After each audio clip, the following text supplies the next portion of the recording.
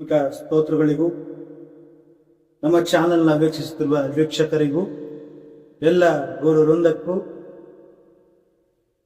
ವೀಕ್ಷಕ ಮಹಾಪ್ರಭುಗಳಿಗೂ ಎಲ್ಲರಿಗೂ ಶ್ರೀ ರಘುಮೌಳಿಯ ನಮಸ್ಕಾರಗಳು.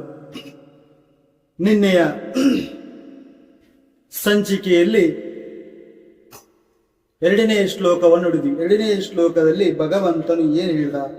ಎರಡನೇ ಶ್ಲೋಕದಲ್ಲಿ ಭಗವಂತನು ಹೇಳ್ತಿದ್ದಾನೆ, ಪ್ರಿಯ ಅರ್ಜುನ, ಈ ಕಶ್ಮಲವು ನಿನಗೆ ಹೇಗೆ ಬಂದಿತ್ತು? ಬದುಕಿನ ಮಹತ್ವವನ್ನು ತಿಳಿದ ಮನುಷ್ಯನಿಗೆ ಈ ಕಶ್ಮಲವು ಭೂಷಣವಲ್ಲ ಅಂತ ಭಗವಂತನು ನಿನ್ನೆಯ ಶ್ಲೋಕದಲ್ಲಿ, ಇವತ್ತಿನ ಶ್ಲೋಕ 3, ಈ ಶ್ಲೋಕ 3ರಲ್ಲಿ ಏನ್ ಹೇಳ್ತಾ ಇದ್ದಾನೆ ಭಗವಂತ? ಕ್ಲೈಭ್ಯಂ ಮಾಸ್ಮಗಮಹಂ ಪಾರ್ಥನೈತತ್ವಯುಪಪದ್ಯತೆ ಕ್ಷುದ್ರಂ ಹೃದಯ ದೌರ್ಬಲ್ಯಂ ತೆಕ್ತೋ ತಿಷ್ಠ ಪರಂತಪ. ಕ್ಲೈಭ್ಯಂ ಮಾಸ್ಮಗಮಹಂ ಪಾರ್ಥನೈತತ್ವಯುಪಪದ್ಯತೆ ನೈತತ್ವಯುಪಪದ್ಯತೆ ಕ್ಷುದ್ರ ಹೃದಯ ದೌರ್ಬಲ್ಯಂ ತೆಕ್ತೋ ತಿಷ್ಠ ಪರಂತಪ. ಪರಂತಪ ಅಂದ್ರೆ ಪೃಥೆಯ ಮಗನಾದ ಪಾರ್ಥನೆ, ಈ ಷಂಢತನವನ್ನು ಹೊಂದಬೇಡ. ಇದು ನಿನಗೆ ಯೋಗ್ಯವಾದದ್ದಲ್ಲ.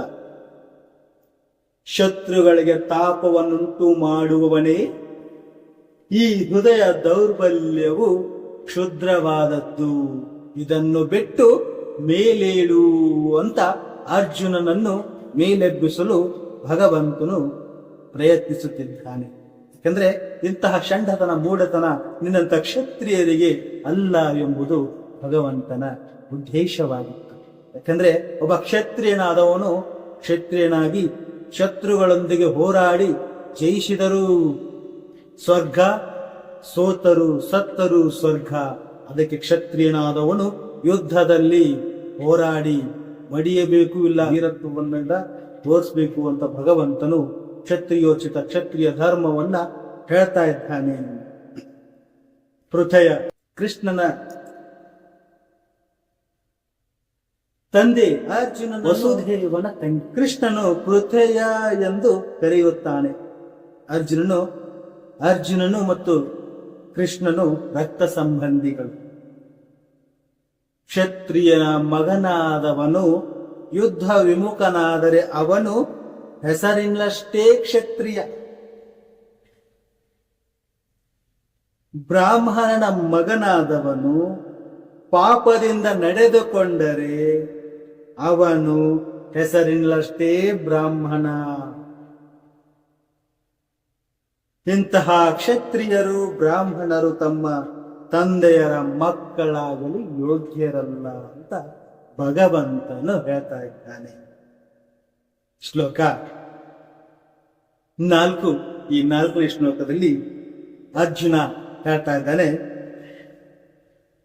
ಕಥಂ ಭೀಷ್ಮಮಃ ಸಂಖ್ಯೆ ದ್ರೋಣಂ ಚ ಮಧುಸೂದನ ಇಷುಭಿಃ ಪ್ರತಿಯೋತ್ಸ್ಯಾಮಿ ಪೂಜಾರ್ಹಾವರಿಸೂದನ.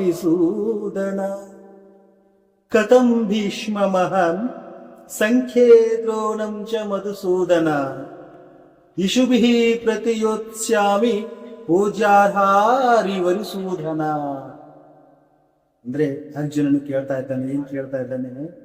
ಶತ್ರು ಸಂಹಾರಕನೇ, ಮಧುವನ್ನು ಕೊಂದವನೇ, ಶತ್ರು ಸಂಹಾರಕನೇ, ಮಧುವನ್ನು ಕೊಂದವನೇ, ಪೂಜ್ಯಾರ್ಹರಾದ ಭೀಷ್ಮ, ದ್ರೋಣ ಮೊದಲಾದವರನ್ನು ಯುದ್ಧದಲ್ಲಿ ಬಾಣಗಳಿಂದ ಹೇಗೆ ಪ್ರತಿರೋಧಿಸಲಿ ನಾನು? ಅರ್ಜುನನು ಕೃಷ್ಣನ ಬಳಿಯಲ್ಲಿ ಕೇಳ್ತಾ ಇದ್ದಾನೆ. ಮನಸ್ಸು ಒಬ್ಬ ಆಧ್ಯಾತ್ಮಿಕ ಅಂದ್ರೆ ಆತ್ಮ ಜ್ಞಾನೋಪದೇಶವನ್ನು ಹೊಂದಿದವನು ಇಂತಹ ಅನುಭವವನ್ನ ಹೇಳ್ತಾ ಇದ್ದಾನೆ. ಪಿತಾಮಹ ಭೀಷ್ಮರು, ಗುರು ದ್ರೋಣಾಚಾರ್ಯರು, ಇಂತಹ ಹಿರಿಯರು ಯಾವಾಗಲೂ ಪೂಜಾರ್ಹರು.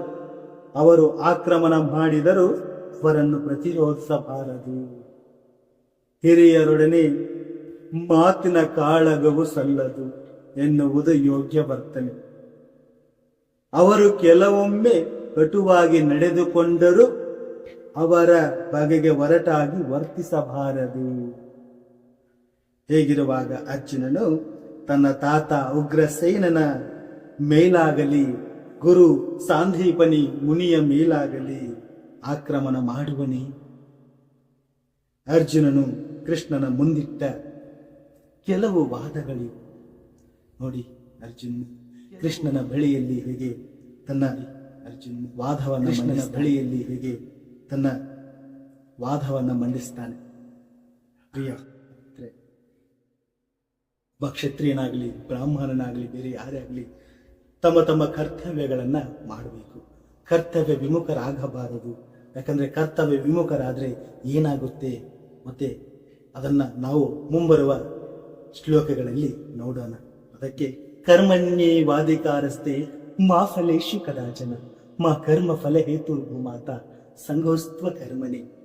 ಅದಕ್ಕೆ ಹೇಳಿದ್ದು ಕರ್ಮೋಚಿತ ಅಂದ್ರೆ ಕರ್ಮೋಚಿತವಾದಂಥ ಕರ್ಮವನ್ನ ನೀನು ಮಾಡು, ಅಂದ್ರೆ ಕರ್ಮದ ಫಲಾಫಲಗಳನ್ನೆಂದು ನೀನು ಅಪೇಕ್ಷೆ ಮಾಡಬೇಡ.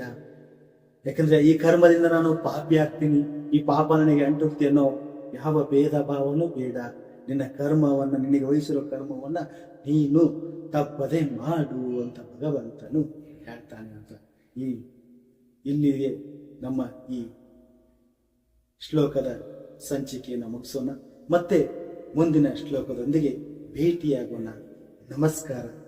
ಈ ನಮ್ಮ ವಿಡಿಯೋ ನಿಮಗೆ ಇಷ್ಟ ಆಗಿದ್ರೆ ಲೈಕ್ ಮಾಡಿ, ಶೇರ್ ಮಾಡಿ, ಕಾಮೆಂಟ್ ಮಾಡಿ.